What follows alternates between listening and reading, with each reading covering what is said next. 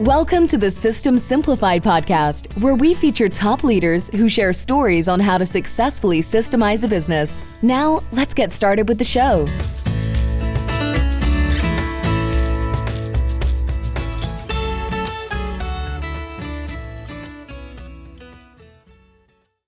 Hello, Adi Klevit here, the host of the System Simplified podcast, where I feature top founders, entrepreneurs, and thought leaders about systematizing a business.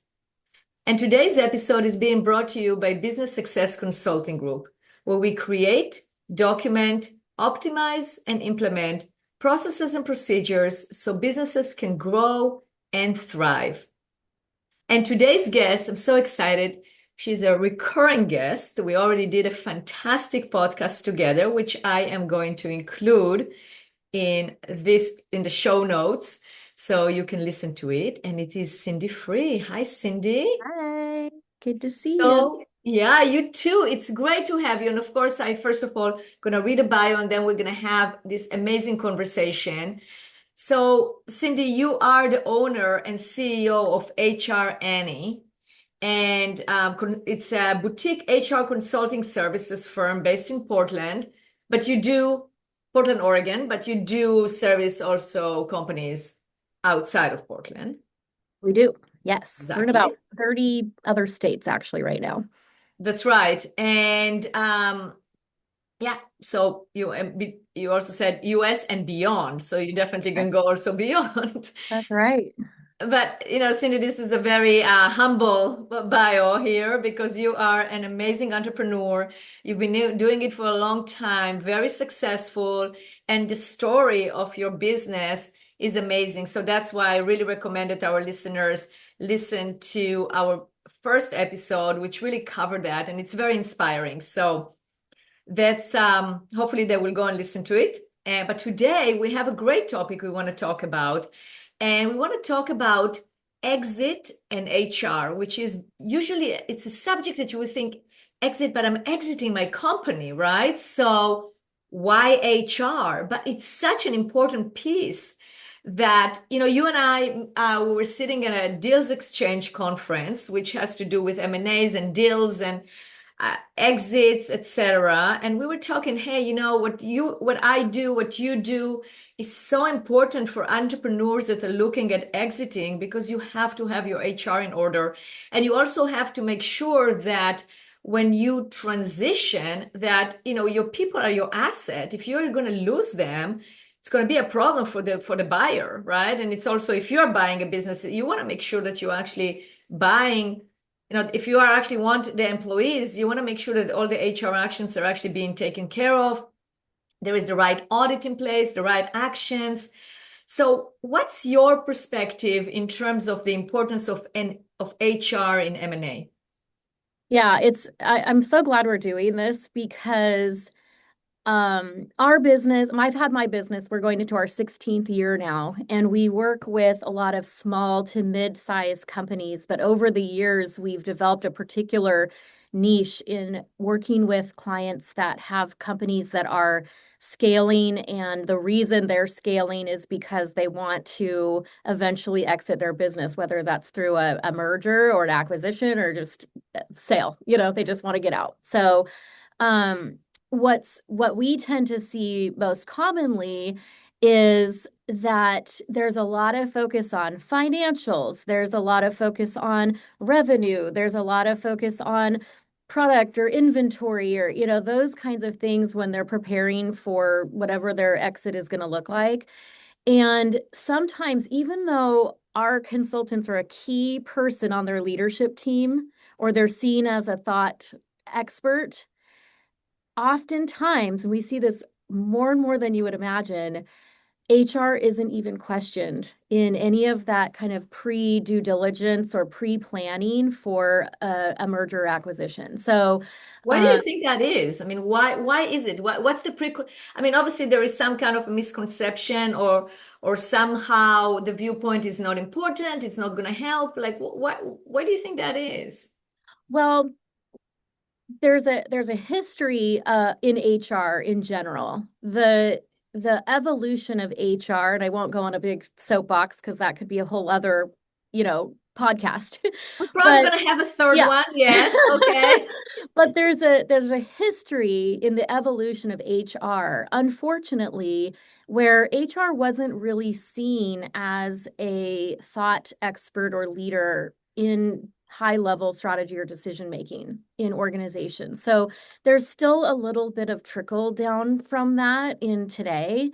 And so sometimes HR is just not a consideration in those conversations. But and so people just simply don't know the questions that they should be asking. I've met with a lot of different M&A consultants and brokers, and I've asked them, what kinds of HR questions are you asking in that due diligence to put these deals together?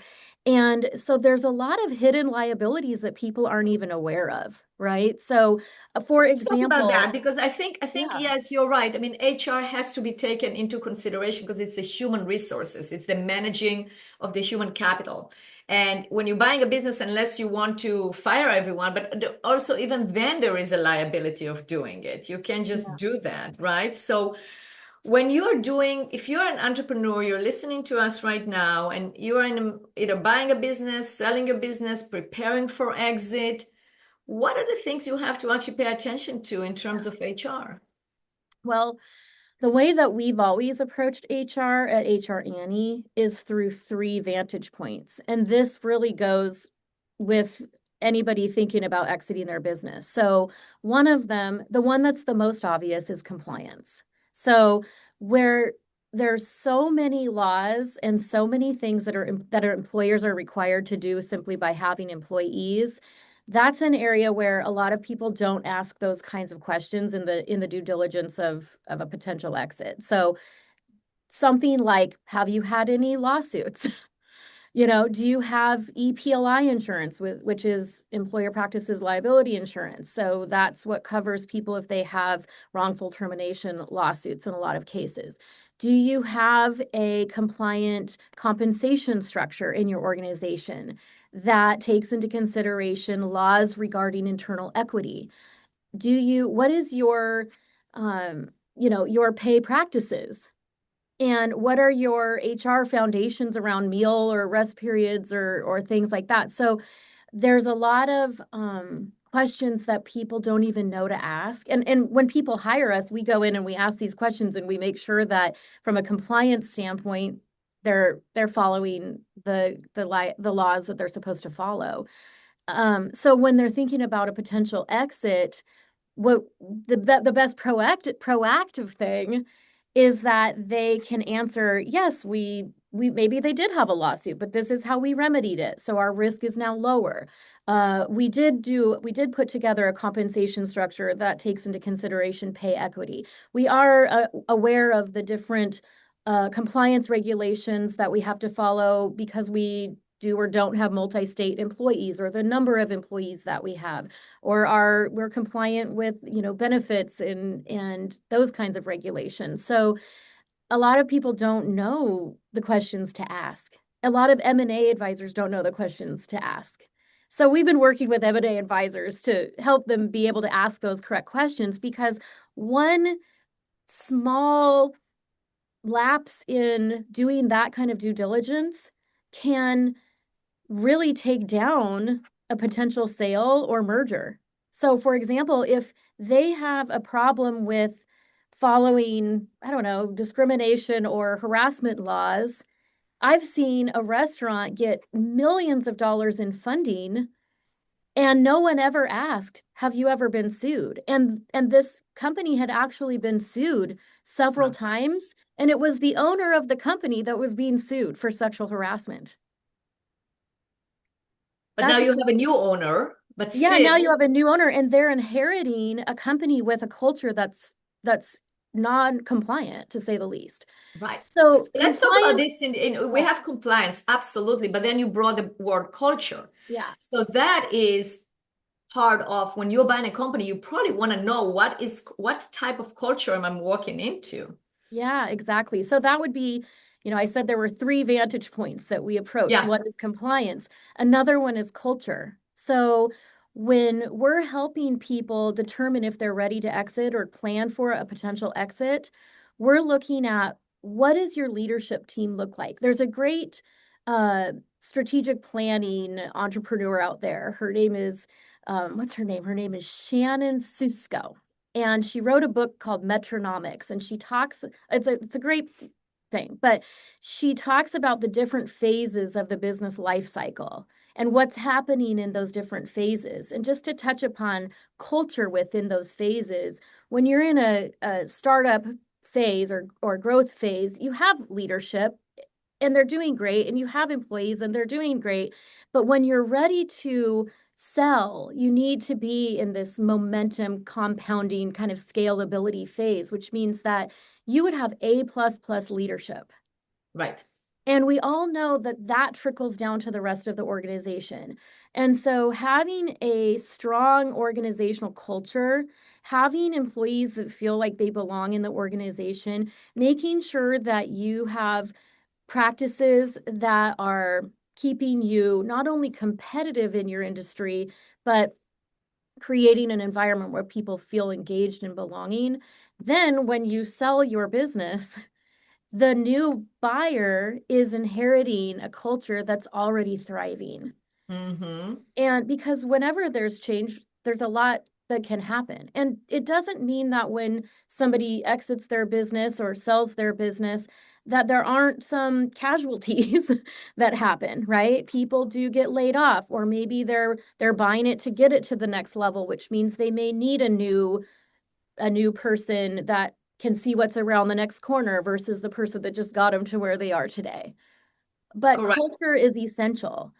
It And is. It is essential, and you wanna see, because you can walk blind into an area. You think you have your own style, your own culture, but if you are walking into a culture that is really ingrained in the people and it's contradictory to what you believe in, you're going to have problems. So maybe it's a better culture and you have to adjust yourself, whatever that is. yeah, so and there are metrics that people can use to help inform them the best way they can if there's a good culture. What And would be those metrics? so an example would be, what is your retention rate or what is your turnover rate? How much hiring are you doing?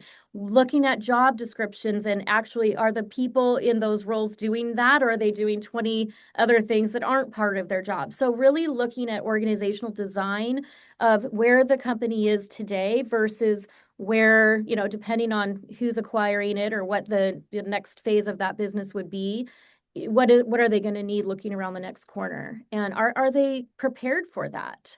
Are the Yeah. employees going to be on board? I talked to somebody recently that is looking at getting acquired, and we came from this approach of culture, like, okay, let's talk about how we're going to uh, communicate with employees about this transition. And one of the things this person said, wasn't a client of ours, but one of the things that they said was, well, we don't really have a great culture because we're all remote. And it's just like, oh, if you were my client, we could definitely help with that. But Absolutely. What do you think yeah, about surveys, doing surveys of the culture, yeah. like to find out what, if people are satisfied, not satisfied? What do you think about that approach? 100%. If I was going to be advising a client or if I was going to be selling my business and I'm trying to set it up to be attractive to a potential buyer, I would be doing some kind of an employee engagement survey. And I would be trying to ask those kinds of questions about how they feel about their workplace to measure their level of engagement, to be able to provide that information to a potential buyer. Now, keep in mind, people sell for different reasons, right? So, but if it looked like it was going to be a turnkey acquisition and this buyer wanted to retain the current employee base, then being able to substantiate the fact that we think people are going to stay even through this transition would be a That's really very important. You can beneficial totally see thing that. for Yeah. a Yeah. potential buyer. Yeah. Now, Yeah. if they're just going to get bought by a big corporation because they're trying to get rid of their competition or something like that, maybe that wouldn't be as important in that due diligence process. Now we're looking at how do we establish some kind of graceful and humane layoffs. Right. That's exactly right. But So still we talked culture about, based. that's right. Yeah. So we talked about compliance, we talked about culture, and the third one. The third one would be best practices. So there are things that you are not required to do, and there are things that you don't have to do to make people feel good. But they are things that are best practices for your industry, your organizational size, where your employees are located, who your potential buyer is, that can help you establish more value to that exit. So for example, a lot of entrepreneurs that are interested in selling their business talk about how the CEO or the president needs to be able to position, or the owner needs to be able to position themselves so they are not responsible for the day-to-day operations of the organization, so that when they hand their business off, when they exit, the business can still operate without them. And so there's some recommendations that we've made to help build out the organizational structure, start to hire leaders or employees that are getting you around, that have the expertise to get you to be attractive to a potential buyer, so that the CEO or the owner isn't the one that is going to leave the company, and then the company is not going to be able to thrive without them. And so that's super important, making sure that you have a strong leadership team. So back to this growth, momentum, scalability business cycle, in that scalability, or what I would say would be attractive to a buyer, you're looking at your leadership team as A plus plus, Right. not just a good leadership team, because your leadership team is going to be the one that has to take over this new acquisition in some scenarios. So even in my own organization, just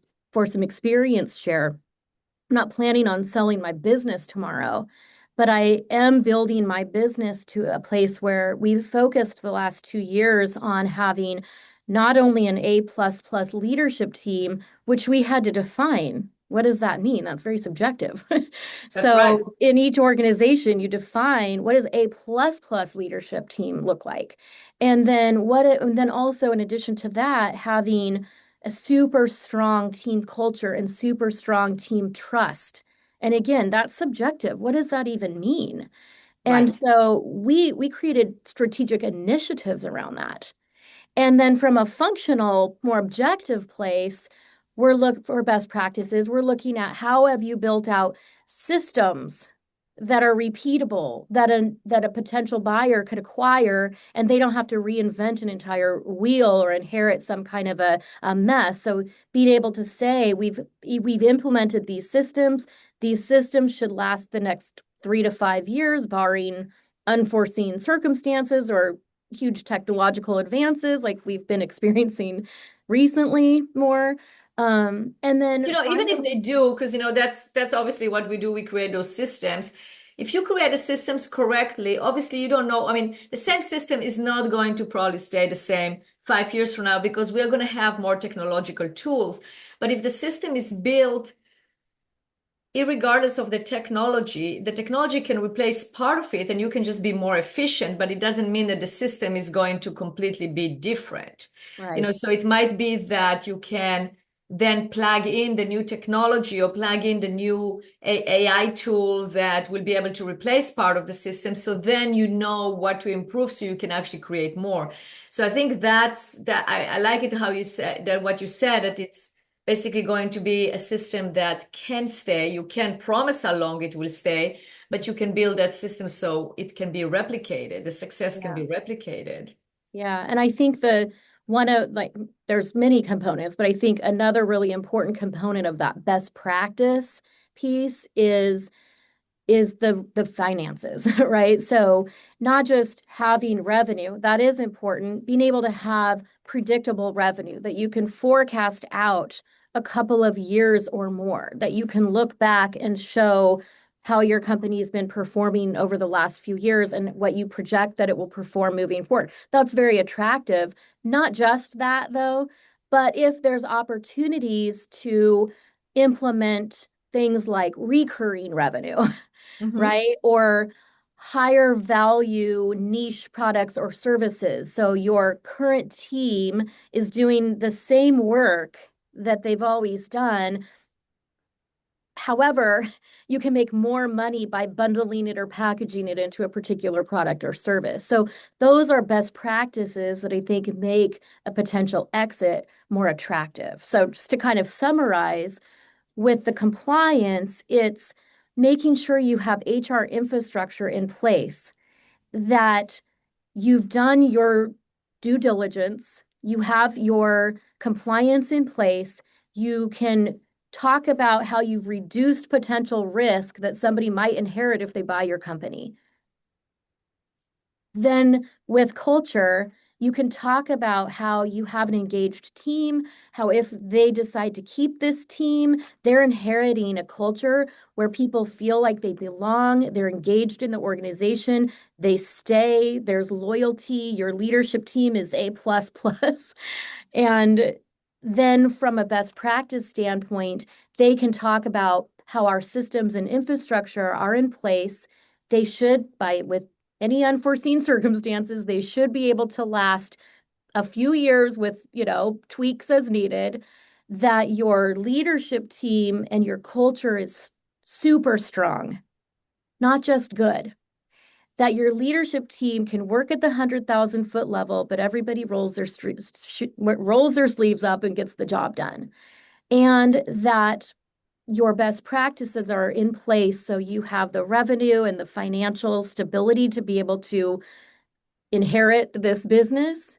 And for all intents and purposes, you can feel confident exiting your business. And I think the biggest thing is, that owner deciding, why am I doing this in the first place? What are you going to do next? And that, again, that's a whole other conversation. That's a whole other conversation. Yeah. But Cindy, you just your expertise is amazing, and you put it in such simple terms. And you really demonstrated how important HR is in merger and acquisitions and in exiting a business. So I'm sure our listeners want to pick up the phone, want to write you, want to look you up on LinkedIn and connect with you. How can they do that? Well, LinkedIn is a great way to connect. Going onto our website, hrannieconsulting.com, is a great way to connect. Reaching out to me, Cindy at hrannieconsulting.com, is a great way to connect. And I would just say, in the simplest form, when people are thinking of selling their business, when you get the people part right, your growth accelerates, your transitions are smooth, your investment is protected, and you have the best opportunity to exit your business and then go live your best life the way that you want. Because we all see too many businesses that sell and then the original owner or seller has to come back in, and it's kind of a nightmare. And by getting the HR and the people part right, it just helps protect that transaction. Absolutely. I couldn't agree more. Cindy, thank you so much for being a guest on the podcast again. Thank you.